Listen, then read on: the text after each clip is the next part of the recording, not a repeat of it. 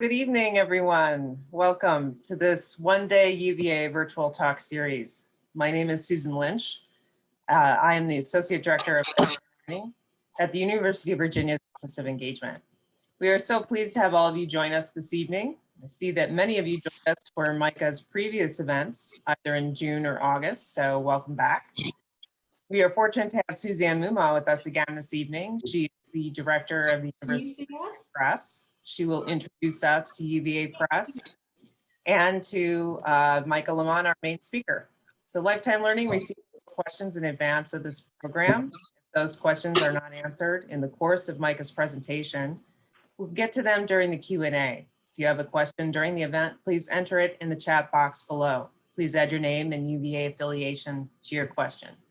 Please note that you can always change the view of the speaker and the participants in this Zoom session by going to the upper right-hand corner of the screen and clicking the icon to change the view. You might want to switch to speaker view and to make sure that you can see Micah's demos a little bit better. So again, we're so happy that you joined us this evening. And without further ado, please take it away, Suzanne. Thank you, Susan. I'm delighted to be here to represent UVA Press. The press is almost 60 years old, and during those 60 years, we've published about 2,000 books from authors across the globe. We have a strong print book series, but also a digital imprint called affectionately Rotunda. And I'm pleased to announce that we have just acquired the Booker T. Washington papers. So we're delighted about that, and you can read about that on Friday in UVA Today and learn more about what we do. And that really brings us to the big question: what do presses do, scholarly presses do? And the answer is pretty simple. We extend through our books and digital imprint the reach of scholarship through history, the humanities, biography, architecture, and culture throughout the world, but also close to home. And that brings us to Micah LeMon and his book, Imbible, and the wonderful bar he runs, The Alley Light. Micah's craft has put a stamp not just on terrific cocktails, but on the creation of an experience. I would argue a cultural experience. His approach to cocktails and spirits and the ingredients within those takes us on a journey from ice making to bitters, but also reminds us of the tried and true of the flavors, culture, and cuisine of Central Virginia and beyond. His book, Imbible, was first published by UVA Press in 2017 and has affected the palates of people across the world, I might say, for the better. So tonight we have a special treat as Micah shows us how to have fun, even in our distance. In the chat box, you'll find a link of how to order his book at the discounted holiday rate. But last but not least, the flap of his book says this: a good cocktail is never a random concoction. I could say the same about a good book. In this case, tonight, with Micah, we get both, great cocktails and a great book. I'm delighted to welcome and introduce Micah LeMon. Take it away, Micah. Hey, how's it going, everybody? Happy holidays. I'm very excited to be with you tonight to talk about holiday cocktails, Nogs and Toddies. And this would just help me if you guys, so we're going to try to incorporate your feedback. If I ask you a question that's yes or no, you could just thumbs up or thumbs down. Did everybody get the ingredient list, equipment list? Everybody's ready to make some cocktails? Cool. I see some thumbs up. Awesome. Okay, so this is the third class that we've done with UVA's Lifetime Learning. And if you missed the other two classes, that's okay. This third class, I'm going to try to build on some of the other things that we talked about in our first two classes. But for those of you guys who didn't catch those two classes, we're going to do just a little review of some of the big topics of our first two classes. So in our first two classes, we talked a little bit about the cocktail being an American invention. Americans took some British roots of mixology that started in the 16 and 1700s in India and then in England.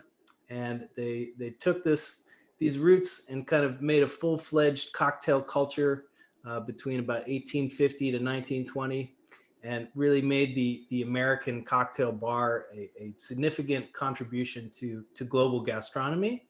And most of the cocktails that you've ever heard of have come out of this period, the golden age of American bartending. And in my years behind the bar, which are numbering in the 20s now, which is a little terrifying for getting older. But I've noticed that there are three components that all of the cocktails that have withstood the test of time, three components they all have. They have a spirit base, they have a sweet component, and then they have a balancing component, something that's assertively bitter or acidic. And you've got two techniques that we use to make cocktails, to mix them up, shaking and stirring. We talked about those techniques in our last two classes. Shaken cocktails are very bright and aerated on your palate. They're a little more chilled and diluted. Generally speaking, you shake a cocktail anytime you have juice. When you don't, you stir a cocktail.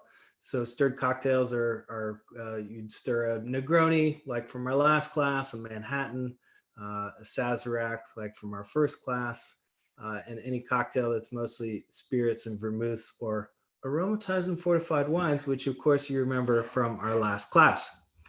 And stirred cocktails stand in contrast to shaken cocktails in that they have a weighty, heavy mouthfeel instead of a bright aerated one.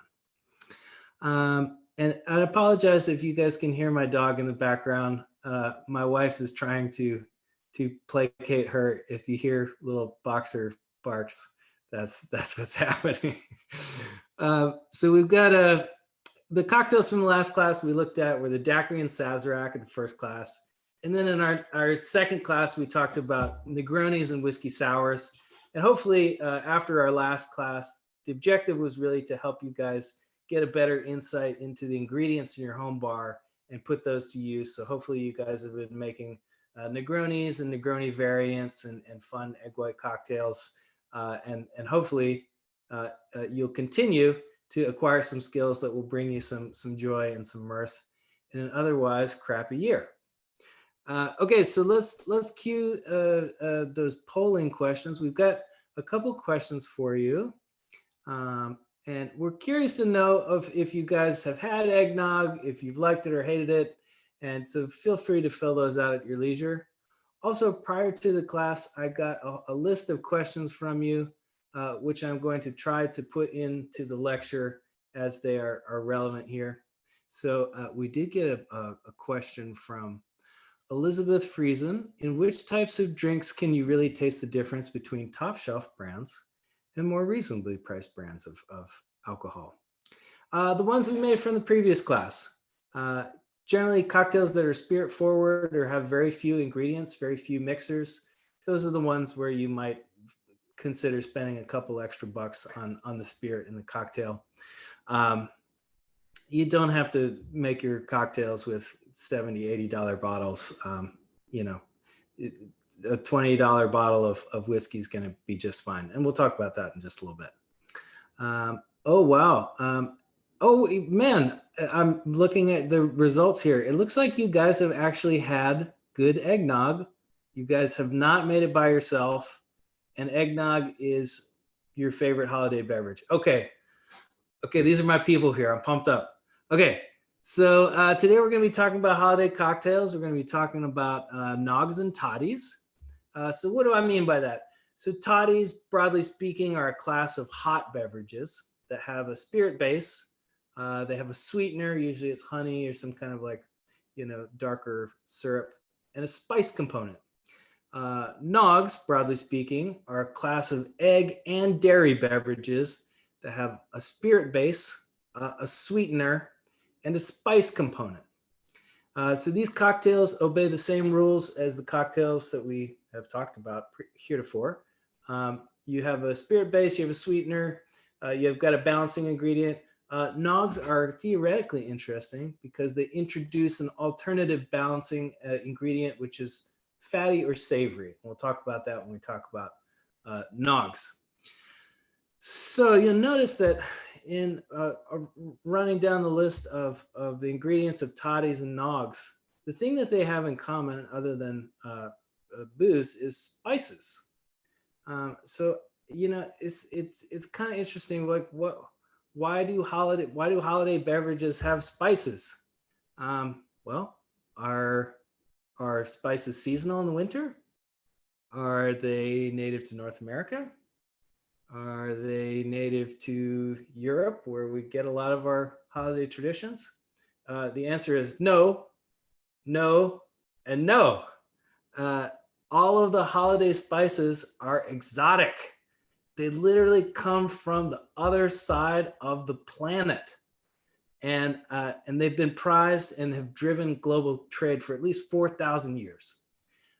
So this is one of my interests in beverages. You look at a recipe and you see an ingredient and you're like, yeah, I wonder why that's there. What's the story behind that? And then you go to try to answer that question, and you just dig up so much information that tells you so much about human history, human culture, what our values are, and the things that we've been prioritizing, prizing, and pursuing over the past 4,000 years. And we've been pursuing spices, which is a really fascinating story. I think it's worth spending just a couple minutes talking about this because it's particularly relevant to our discussion of holiday beverages. So humans have valued spices for about 4,000 years. Austronesian explorers from the Eurasian mainland were some of the first people to leave on boats about in the 3rd millennium BC. They discovered the Indonesian islands that had spices. And the spices I'm talking about specifically are cinnamon, clove, and nutmeg. And once they discovered those spices, they started trading with primarily India and China. You have the spice trade developing over the centuries. Arab traders get involved in the centuries after the birth of Christ.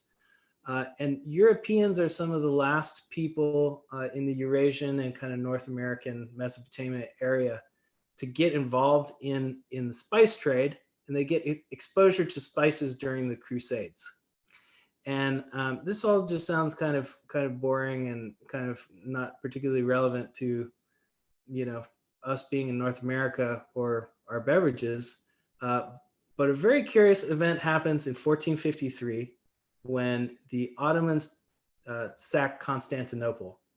And an otherwise, silly, arcane, dusty historical event has special significance to us because when that happened, they choked off all of the spices to Europe.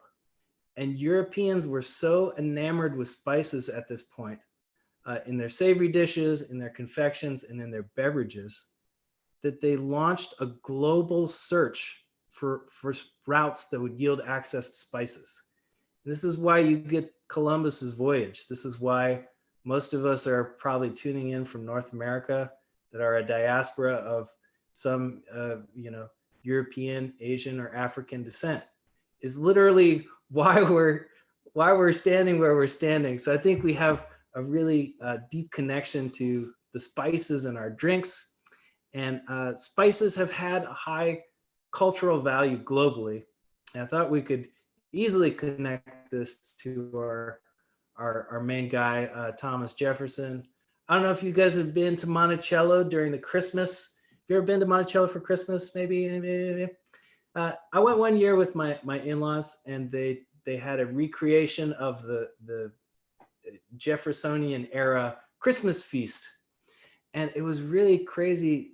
All of the dishes, all of them had spices in them, even the savory dishes.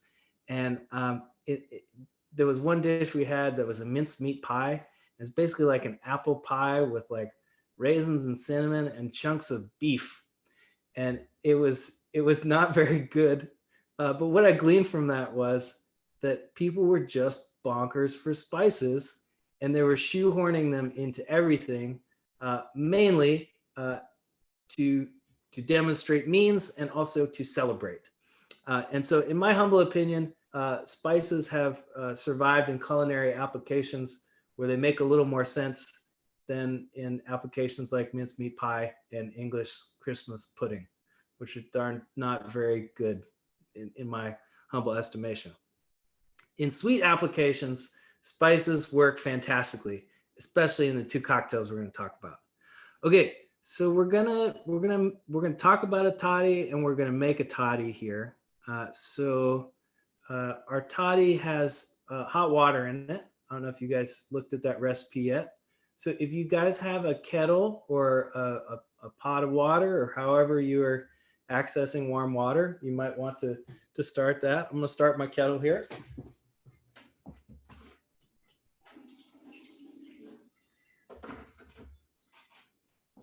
Okay. Okay. So we mentioned, broadly speaking, toddies are a class of hot beverages that have a spirit base, usually some kind of barrel-aged distillate, a sweetener, usually honey or some kind of raw sugar, maybe brown sugar. Again, they have a spice component, which we mentioned, and then a warm liquid component. So this definition, you'll notice that it includes things like wassail, which is an English holiday beverage of mulled cider with whiskey. It includes hot buttered rum, which is a hot rum beverage. It includes all of the many iterations of mulled spice wine from Europe, including Nordic Glögg, German Glühwein, which is one of my favorites, French Vinchaude, English mulled wine, Russian Glintwein, et cetera, basically every European country has some version of a spiced wine beverage. We got a question about toddies from Patricia Schaffenberg, asking, what is the origin of the word toddy? This is pretty interesting. Toddy, T-O-D-D-Y, comes from the Hindi word toddy, T-A-D-I, which means essentially a beverage that is made with palm wine or with a palm wine distillate. And that's kind of interesting because this makes its way into the English language about the 15 or 1600s. This is the same time that England is appropriating other Hindi words like punch, which is where we get the English word punch. And also, England is exporting a lot of elements of Indian culture and language into England. So that's where it comes from. By the time it's being made in England, it's about the 1700s, and toddies are being prescribed, especially by doctors, for people in cold winter months when they're not feeling well. So I thought this is obviously what we need to show you guys how to make. We've got a global viral pandemic. Our hospitals are overflowing with people. You should really understand how to make yourself a good hot toddy to soothe your throat and help you feel better. So the historical hot toddy usually was whiskey or some other aged distillate, honey, lemon, hot water, and then some combination of cinnamon, clove, and nutmeg. So we're going to make a hot toddy here real quick. I've got a little glass right here. This is called a Pousse Cafe glass. It's about 9 ounces. If you're using like a bigger mug, like some of the mugs behind me, you might just want to measure out the water that you put in there because you might put too much in, because this is kind of a smaller glass. So let's get our cocktail here. So the recipe, this is the recipe I use at the Alley Light. I'm just going to run you guys through it real quick here. We're going to take 2 ounces of bourbon, and I'm using some Buffalo Trace. I got this as a gift. It's really yummy.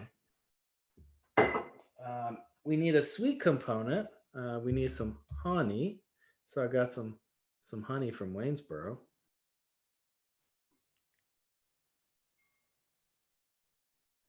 And we're going to do 3/4 of an ounce of honey. Okay, we're just going to let that go in there. We're going to add about a 1/2 ounce of lemon juice. And this is going to be our balancing component, right?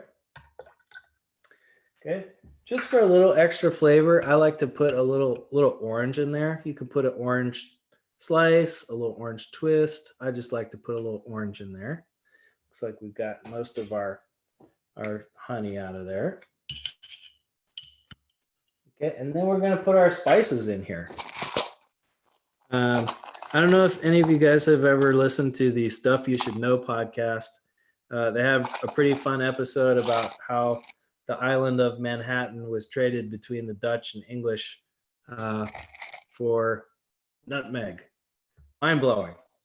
Okay, so we're going to do a little grate of nutmeg here.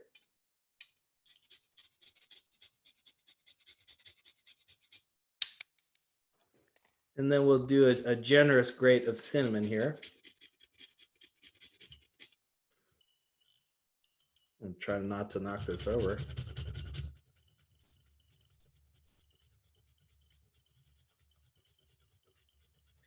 And you can use fresh ground stuff, it's totally fine. It's a little brighter if you grate it fresh. Okay, give this a nice little stir, get all the honey dissolved.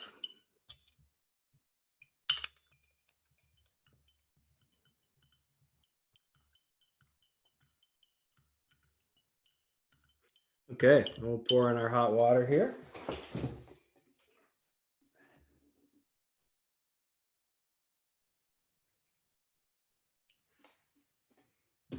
Okay, give another little stir here.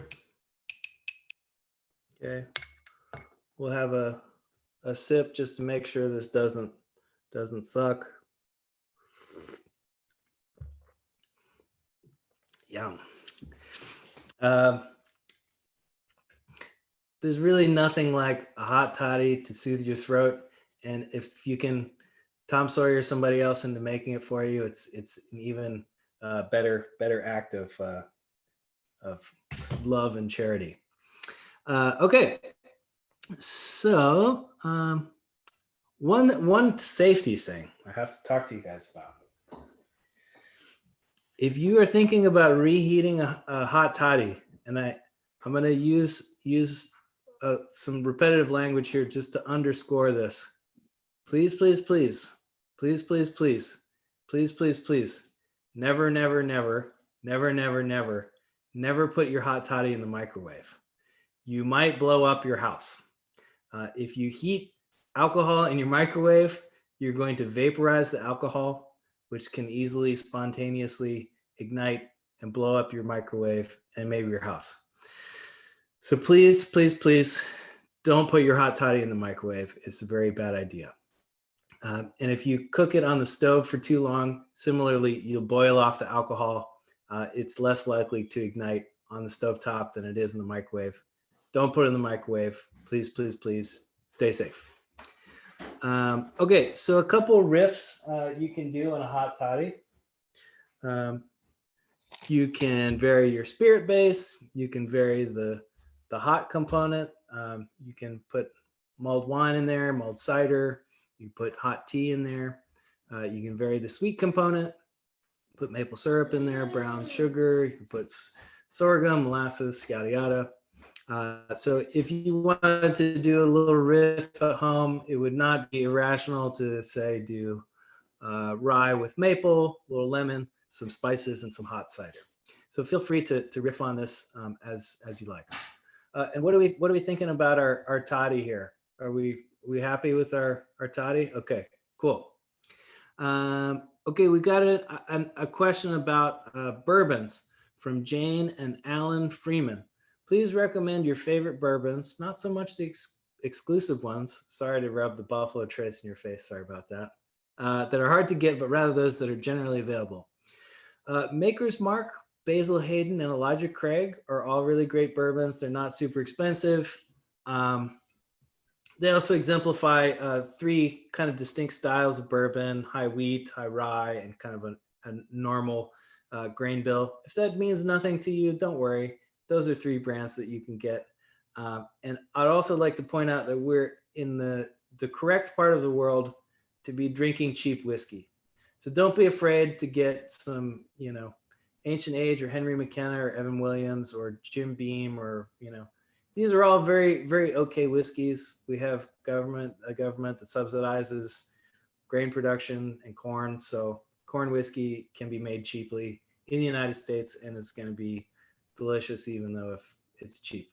And a lot of those brands are also made by the bigger guys that also make the fancy stuff. Okay. So Micah, I have some questions. yeah, let's hear it. Somebody's asking if they're making toddies for 4 people. Is it best to do them in 4 individual glasses, or could you make a bigger pitcher and then make them individually?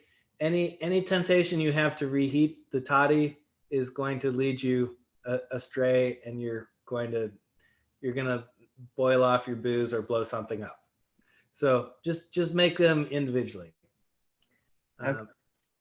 And then the next question was, what is the best glass for a hot toddy?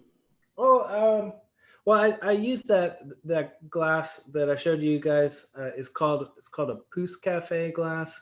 I use those at the Alley Light, and I just kind of wanted to use it for these purposes, just to show you like what the ingredients were and what it should look like.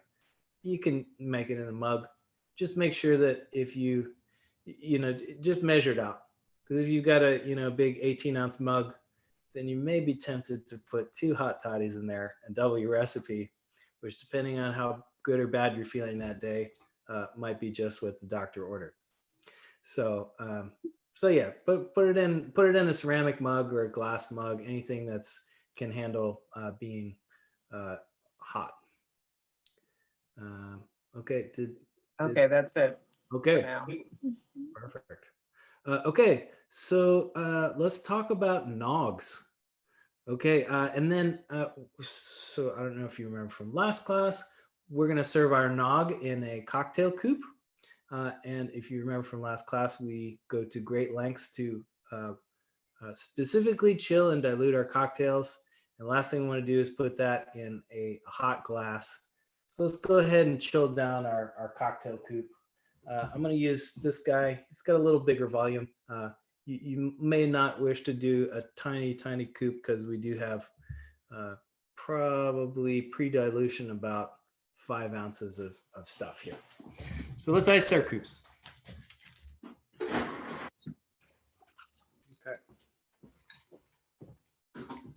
Oops.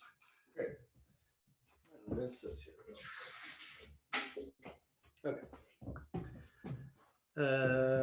Okay. So my goal in talking with you guys about eggnog today is very modest, and I feel like most of you guys are my people. You're willing to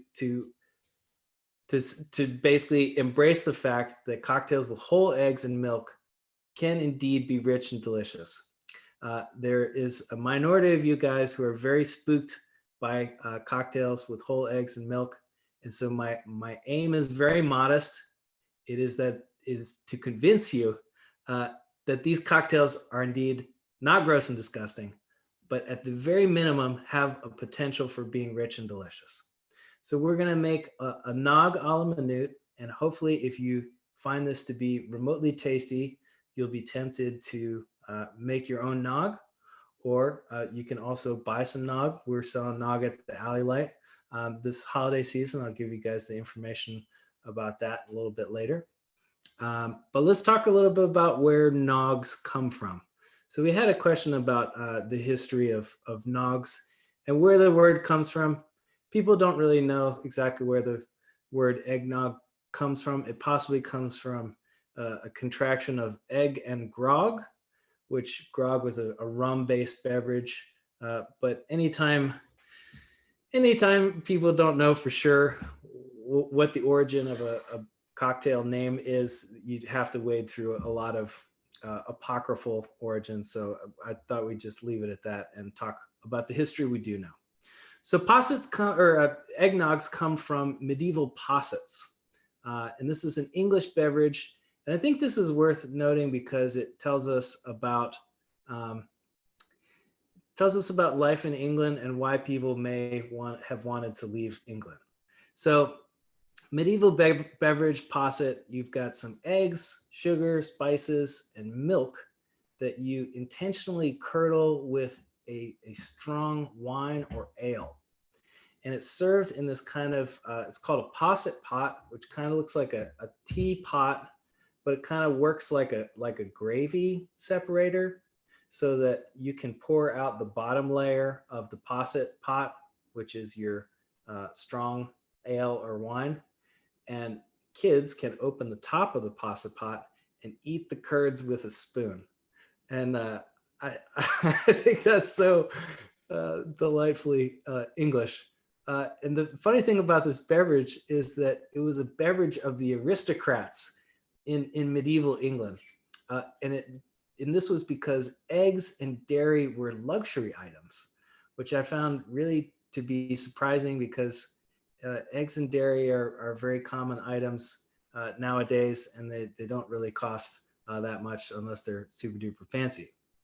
So it's not that much of a stretch that when colonists came to North America and were given an amount of land that allowed them to have cows to graze and chickens to forage, and they were flush with eggs and cream, that they decided to make a posset style beverage and basically, make that a part of their culture. So as soon as Americans get as soon as the colonists get here, they start making eggnog, and we see that spirits start to replace ale and wine in American eggnog. So it's made with rum or whiskey, rum probably in the 1700s, whiskey more so in the 1800s. And it's extremely popular.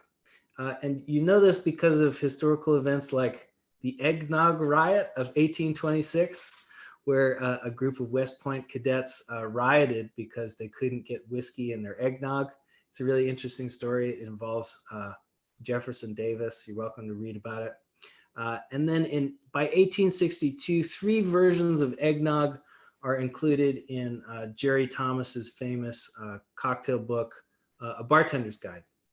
So by this time, eggnog is very much a beverage that is uniquely American and is incredibly popular. You get a dip in popularity, obviously, during Prohibition, and eggnog makes a comeback in 1958, when a very famous food writer puts a recipe for eggnog in the New York Times. And when I was making my recipe for the Alley Light, I didn't really realize that I was almost aping this guy's recipe exactly. So let me describe it, and we'll talk about how it's probably not very practical to make on the phone call, but you should try to make this at some point in your life. So this recipe has eggs, sugar, cream, and spices. So you take your eggs, you separate them into yolks and whites. You whip your whites into stiff peaks. You take your yolks, you beat them with sugar and spices. You fold in some milk and some cream. You beat a separate portion of cream into whipped cream. And then you take the batter and fold it into all the whipped stuff. And this recipe was famous because in the recipe notes, the author insisted that it be served with a spoon. And since I discovered this, I've insisted that people have spoons to go with eggnog that I serve at the Alley Light. So if you think about this beverage, it's really interesting theoretically because we have some kind of barrel-aged distillate as our spirit base. We've got sugar, and then we've got these eggs and cream, which replace our sour bitter ingredient, and we've got this alternative balancing ingredient of savory instead of sour bitter. So we had one question about, can you make eggnog without eggs? Sure. It's a little difficult though, because if you think about what the egg does in the cocktail, it's adding that savory element. It's also, eggs are an emulsifier. The whites help you keep stuff together. So if you take out the eggs, you have to replace that fat, and also you need an emulsifying agent. So you might consider using avocados or coconut milk. And if you really wanted to make sure that you kept it together, you might use some kind of natural or synthetic emulsifier like soy lecithin, xanthan gum, or chickpea water, also called aquafaba, which is kind of a polarizing ingredient. It's not my favorite. So technically you can do it. It's difficult, but check out the internet. There's lots of ideas for eggless eggnog. It's a little more difficult to take out the egg and the dairy. So let's make a nog a la minute here.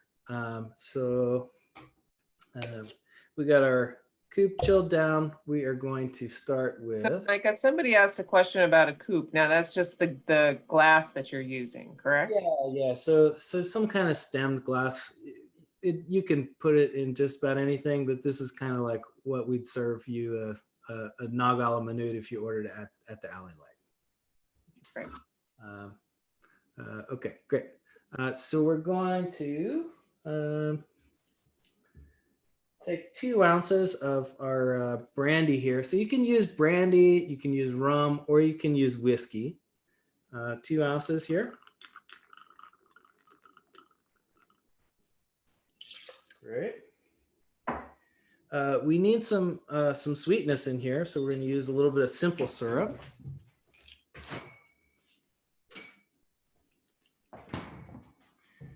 We use 3/4 of an ounce of that.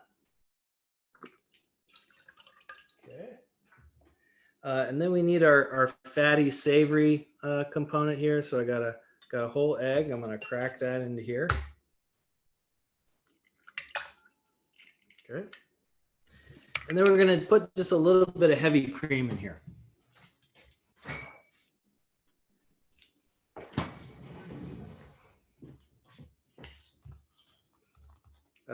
Do a 1/2 ounce of heavy cream here.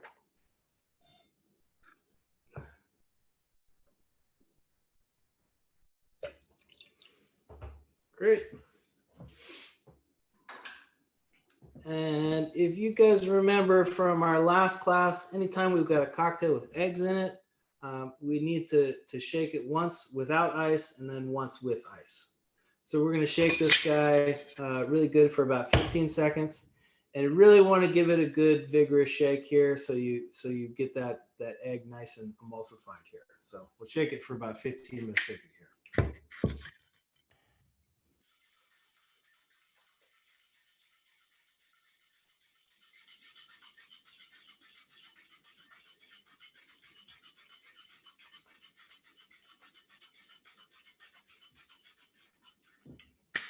Okay, great. We're going to add some ice.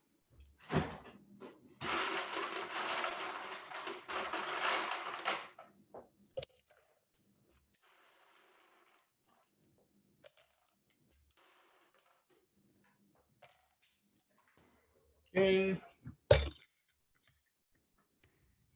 Shake it for another 15 minutes, sippy here.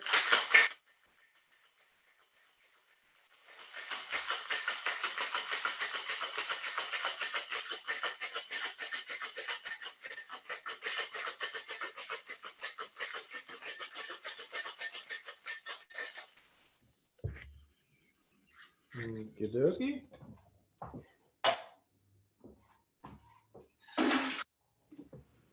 We got our chilled coupe here. And we're just going to strain this guy out here.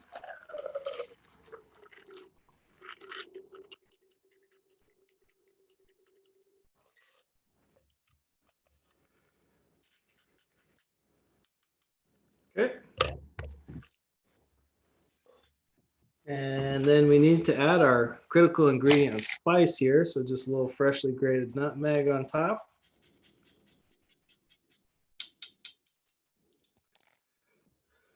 Okie dokie. Let's have a little taste. Make sure this is yummy.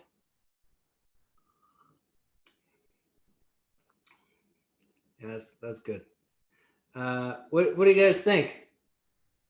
Do we have any thumbs ups? Are you guys still? I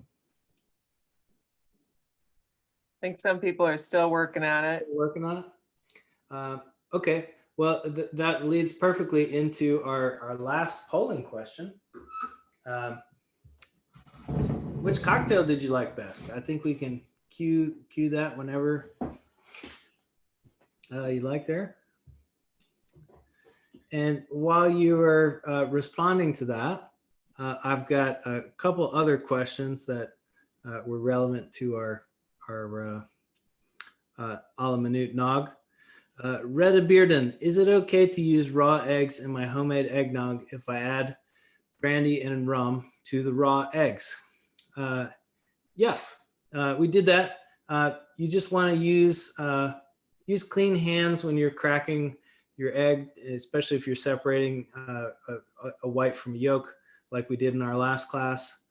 You just want to be aware of the risks of foodborne illnesses if you're in some kind of, category of comorbidities. I've been making cocktails with raw eggs for people for about 8 or 10 years now, and nobody's gotten sick. So knock on wood, I wouldn't get too stressed out about it.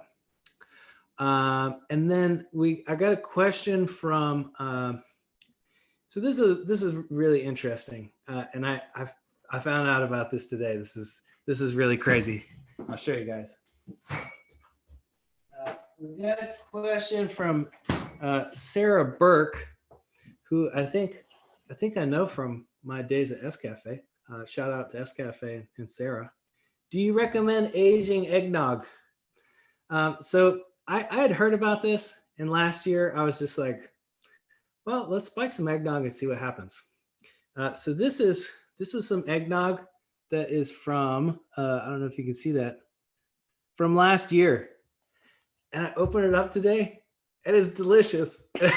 It's just cracking me up. It's so yummy. I couldn't believe it. I thought it would be so gross and disgusting.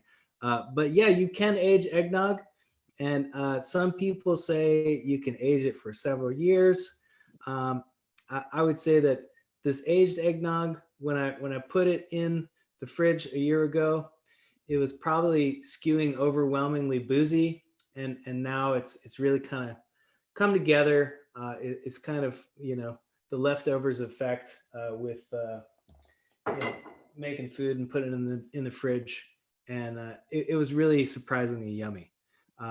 If you age it for a really long time, sometimes you can get some funkier flavors, a little off flavors, but depending on what food culture you're part of, you might find those flavors desirable. So our class was pretty narrowly split on which cocktail they liked better, the nog or the toddy. This is I'm glad you guys enjoyed both of them. That's really great. So Susan, we can take some questions, or if you want, I can read a couple more off of the sheet that you had sent me earlier. Or yeah, we have a few questions. Oh, let's do it. Okay, so would you change the recipe at all? This is for the eggnog. If you didn't want to add alcohol, you wanted. Yeah.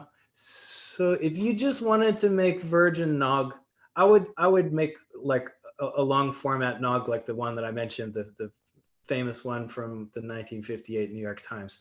If you just make a nog a la minute without booze, it's just going to be sugar, eggs, and cream, which is kind of like ice cream, but I would make a full-fledged nog just because you're gonna like it way more. And if you're making it for kiddos, especially if you put some vanilla and cinnamon in there, they're gonna love it. Okay, does the alcohol kill any of the bacteria in the raw egg? Yes, yes, this is the magic. So this is why you can drink nog that's the whole year old. And I think in the yeah, I did attach that link. So to Retta Bearden's question, I attached a link. This is a really fun conversation on Science Friday, where some microbiologists were curious uh, the extent to which spiking your eggnog would render it inhospitable to potentially pathogenic microbes. And so they did an experiment, and granted, this was only a sample size of one, but they put a bunch of salmonella in their spiked eggnog, and then they came back and tested it a day or two later, and the booze had killed all the salmonella. So I mean, it's really, when I did this opened my year-aged eggnog today and tasted it, it's really mind-blowing, and you can understand why when people figured out how to distill. There's the reason why everyone on the planet called alcohol water of life, because it preserves things. You can use it to preserve eggnog. You can use it to preserve, just about anything. So yes, spiking your eggnog makes some sense if you want to render stuff more safe to drink. Okay, so the next question is, we talked about this, I think, in one of the last events, but for this one in particular, can you explain why you shake it with ice, first without ice, and then why with ice? Yes, so you just want to make sure that you get your egg nice and emulsified. Excuse me. So there's an off chance if you just shake it once that it's not going to be as fluffy, depending on how much elbow grease you put in there. So shaking it twice really ensures that you've got it nicely emulsified, and that egg, in the case of our Nog a la minute, really helps to, when you add booze to cream, sometimes it has a tendency to curdle. So shaking it really, really well, helps you get that good texture and also helps keep the cocktail emulsified. Okay, so somebody asked for how long can you age it? I think you said. Ooh. Yeah. Well, so that's a good question. So there's a cocktail called milk punch, which and I have experience doing this. So it's a really fun cocktail. It's like a large format cocktail where you basically make a punch, and then you have a milk component, and you intentionally curdle it, and the curds kind of pull out a lot of the stuff that would make it get funky over time, such that you can age milk punch for a really long time. So there's a legend that when Charles Dickens died, his cellar was full of milk punch, and that was the only thing that they could sell of his and make any money off of, and it was several years old. I don't know if Suzanne can corroborate that story or if that's apocryphal.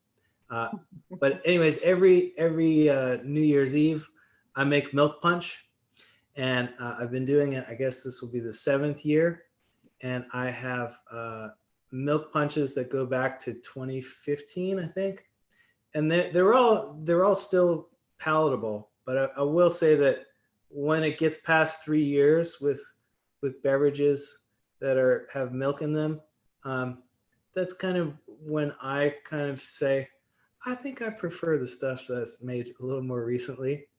And my suspicion is that it's probably pretty similar with eggnog. But it's pretty amazing that you can, put some booze in raw eggs and cream and drink it years later. It's just crazy.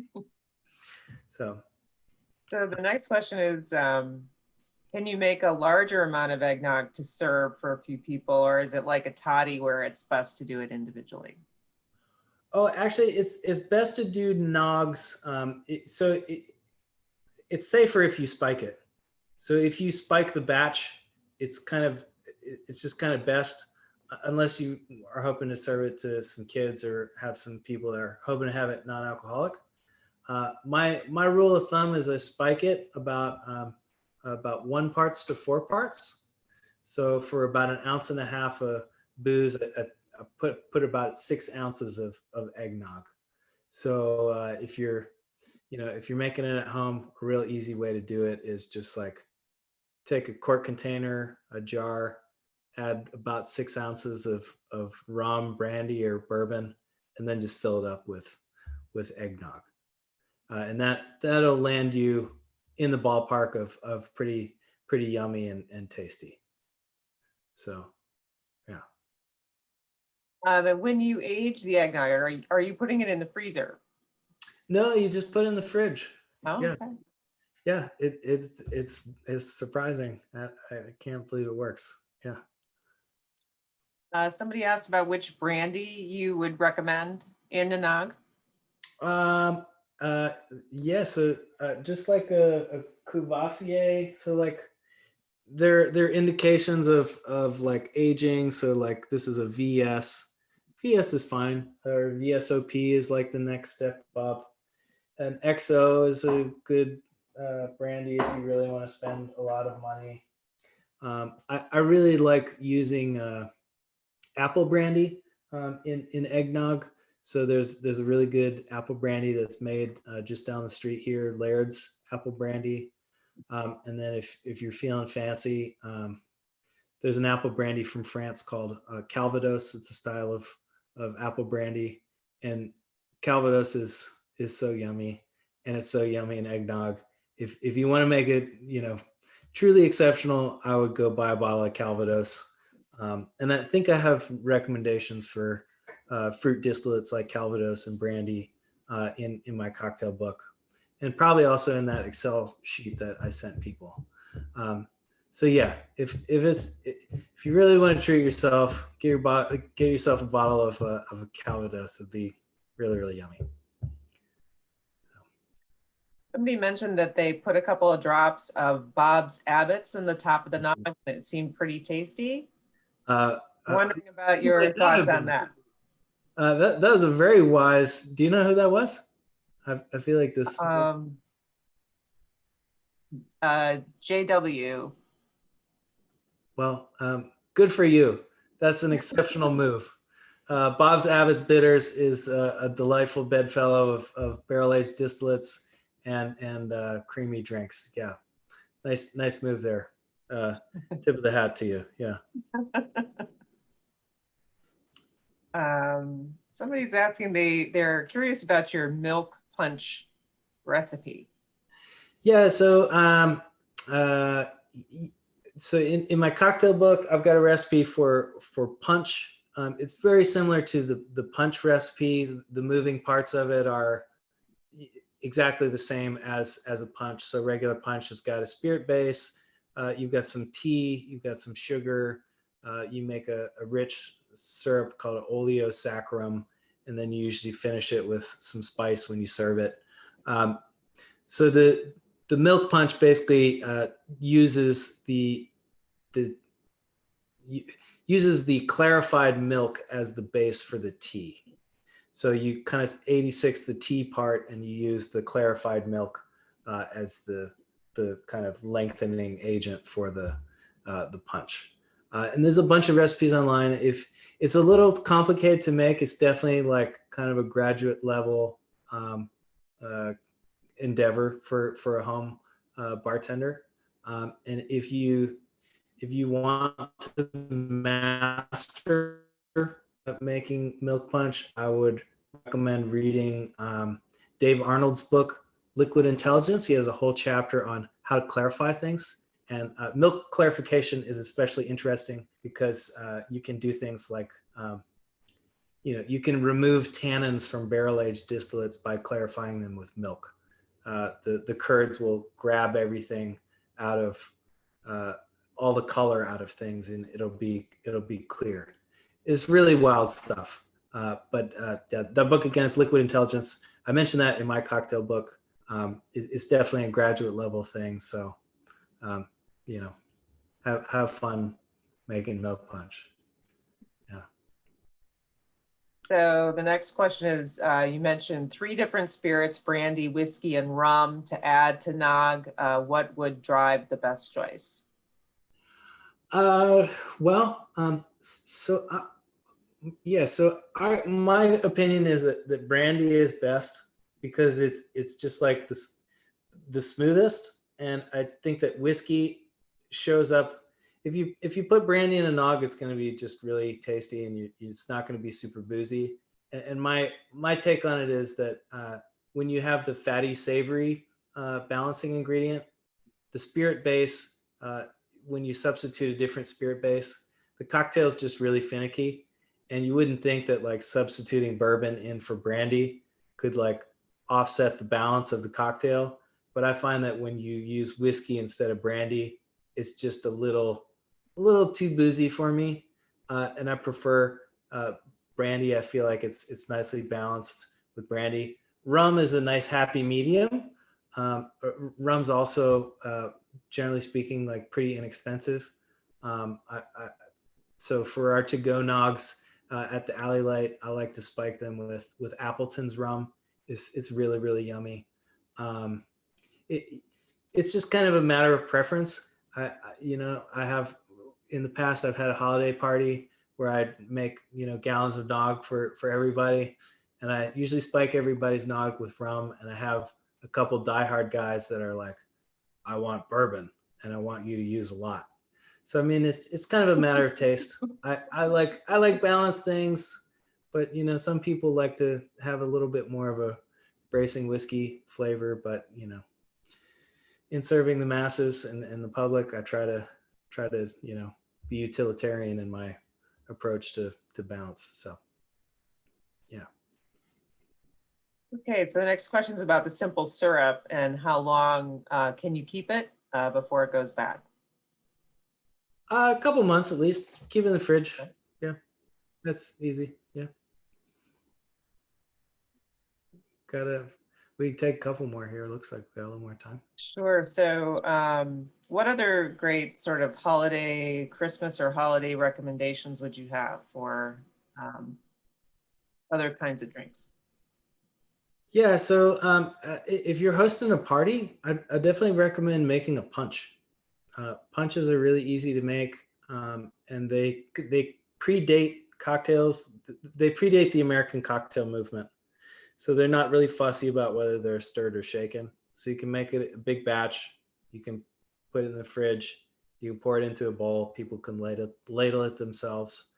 Punch is a really great holiday beverage, and you can jazz it up however you want to Christmasify it.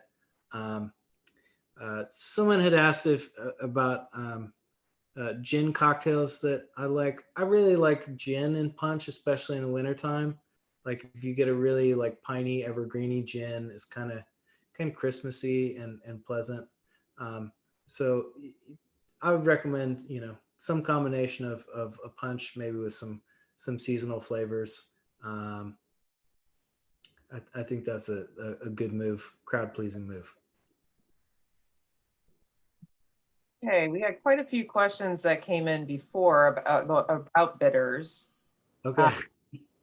And some around how do you choose the right bitters for cocktails and how one goes about tasting and choosing the right one for a particular drink. Right. So I guess anytime I'm considering an ingredient, my approach is looking for flavors that are complementary, and some of my colleagues are all about contrasts, and that's a valid way to do things too. But usually when I approach something, it's like, hey, I've got some barrel-aged distillate that's kind of got some vanilla notes and some baking spicy notes. I'm looking for a baking spicy kind of bitters like Abbott's or Angostura. Or if I've got some kind of, cocktail with some like, licoricey notes in there, I might put some Peychaud's in there because it's got a little more of a licorice profile. So I look to, have flavors be complementary. Contrast is a totally, acceptable way to do that too. But you just kind of want to be thinking about, how do I want these flavors to get together? Do I want them to be complementary? Am I looking for a contrast? And just kind of assess what flavors you're working with. And if you were to get a handful of cocktail bitters for your home bar, and I've got this in that Excel spreadsheet. I get some Angostura. Angostura is just fantastic. You can put in just about anything. Get some Peychaud so you can make a Sazerac. If you want to splurge, you can get some Bob's Abbott's. It's super yummy. It makes the best Manhattan on earth. And then get some orange bitters, either some Reagan's orange bitters or some Angostura orange bitters. And if you've got those, you can really, do just about anything there. And yeah. So. Okay, Eric Moeller asked, how can I easily make clear ice at home? Good question. So I've got a protocol for this in my cocktail book. All you do is you fill an igloo cooler with boiled water and put it in the freezer. You don't need to understand anything else other than it works. If you're curious as to why it works, you can read my book. And if you have a more intense curiosity, you can read that science book that I mentioned, Liquid Intelligence. It's a really, really fascinating book about why ice forms clear. Essentially, when ice forms clear, it's an indication that there's no dissolved solids or gases in ice, and ice forms clear in nature simply because most lakes and bodies of water are insulated and it forms from the top down. And that's what you're trying to do when you are making ice in an igloo cooler. So igloo cooler, boiled water, wait about 36 hours. You're going to be good to go. Okay, great. And Eric as well said, how long can I keep or use fresh squeezed lime or lemon juice? So that's a good question. At the Alley Light, we juice it fresh every day, and we can kind of repurpose some of the day old stuff for chef to cook with, or do various different kind of acid curing things with. If for yourself at home, I might toss it after about 3 or 4 days. Lemon juice especially can get a little sulfury after a few days. You definitely don't want to. I would advise against getting those little squeezy things of fresh juice. Those are really awful. Just buy some limes, keep them in your fridge. They'll stay good for just about a month or two, and when you need it, just squeeze it. I wouldn't squeeze a bunch of limes and then try to use that over the course of weeks, just because it's gonna die after a couple days. So yeah. Okay, so one question is, we're heading into New Year's Eve. A lot of people might be drinking champagne and might have some left over. What is the suggestion for a good cocktail with champagne? French 75.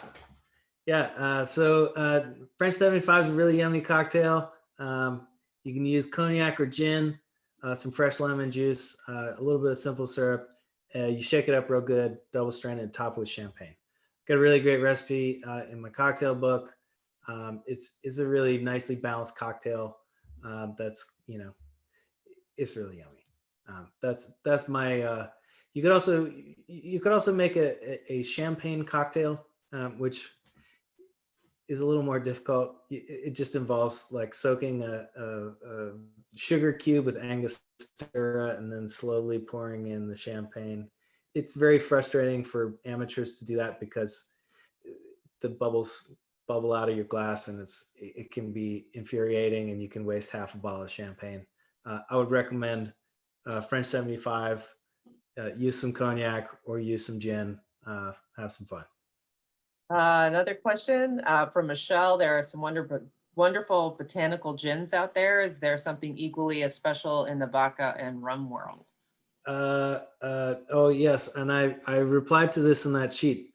The vodka world. Oh. No. Just no. vodkas are frequently flavored with artificial things. And these are the same kind of things that you are used to flavor things like Airheads candies and like Sour Patch Kids and those kind of things. And that's totally fine. I'm not above like, being at a discotheque and drinking some crappy flavored vodka. Like that's totally fine. But for making, cocktails that don't have artificial flavors, I wouldn't use an artificially flavored vodka. One brand that I do know of that uses some flavors that are fresh is Alison Evanow's Square One brand, and she has some interesting flavors. That's really the only one that I would recommend for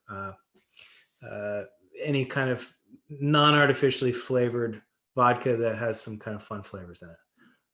If you want to know about rums, you are in for a treat because there are so many crazy, funky, weird flavors in rum. And I would recommend going to Vitae and taking one of their tours. Vitae is a distillery here in town. Talk to their distiller. He's a former microbiologist and he's a genius and he knows everything about rum and he can tell you all about the different styles of rum. He makes kind of a more classic Caribbean English style of rum. There's also kind of like a French style that's a lot more funky. It's made, instead of being made with molasses, it's made with sugar cane juice. Haitian rum is made in that kind of French tradition. It's incredibly funky. And then you can get into cachaças, which are sugarcane distillates from Brazil, which are technically rums. There's a lot of crazy flavors in the rum world, and people resort to all manner of weirdness to generate funky flavors in rums, historically, including throwing dead animals into fermentation tanks. So rum's a really fun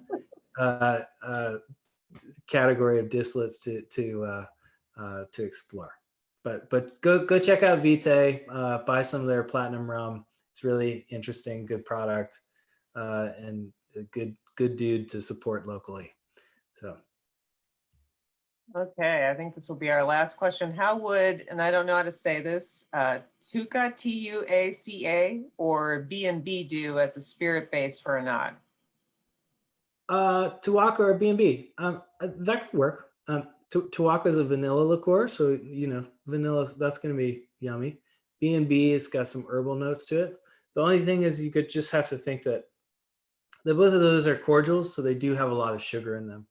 So you might, if you're making the nog specifically to pair with those two things, you might just want to dial down your sugar just a little bit because they're adding additional sugar to your nog, and it might just be skewing a little sweet. But that's totally fine and yummy. Vanilla liqueur is really tasty. So a few people asked, are you working this weekend? Oh yeah. And then so just a couple of things. So if you're curious about getting some eggnog from the Alley Light, shoot us an email at thealleylight@gmail.com, and we're trying to take orders by midnight Thursday, and we can have turn those around on the weekend. You could also call us. Our phone number, you can find that online. We have it in the chat box. We have the information on how to order. Yeah, and the other thing I'd just like to point out is that this has been a very difficult year for everyone, and it's been economically catastrophic for people in the restaurant industry.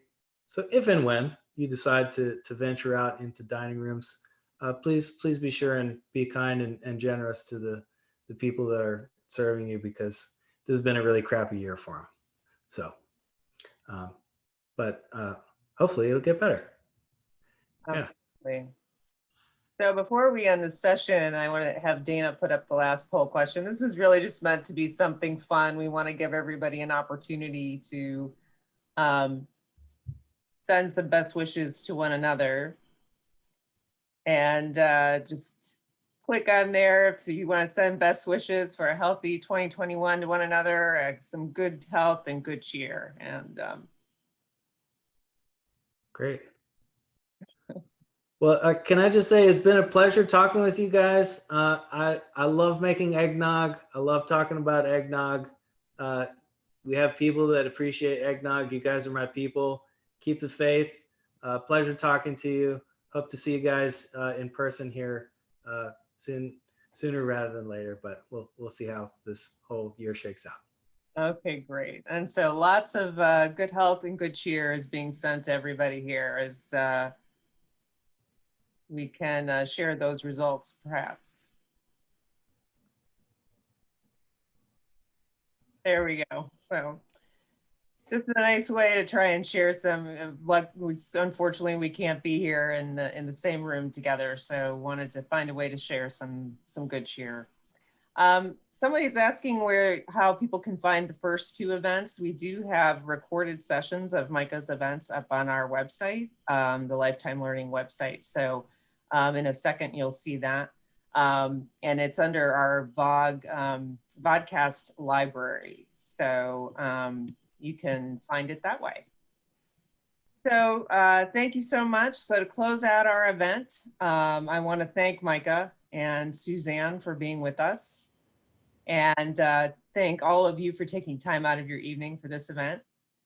We at Lifetime Learning are taking a break as we close out the semester. We'll be back at the end of January to kick off our spring semester programs. As always, you can find information about our events at our Lifetime Learning website, which you can find at alumni.virginia.edu/learn. In the meantime, please stay safe and be well. And I hope that we all see you in the new year, and enjoy the rest of your evening. Thank you so much.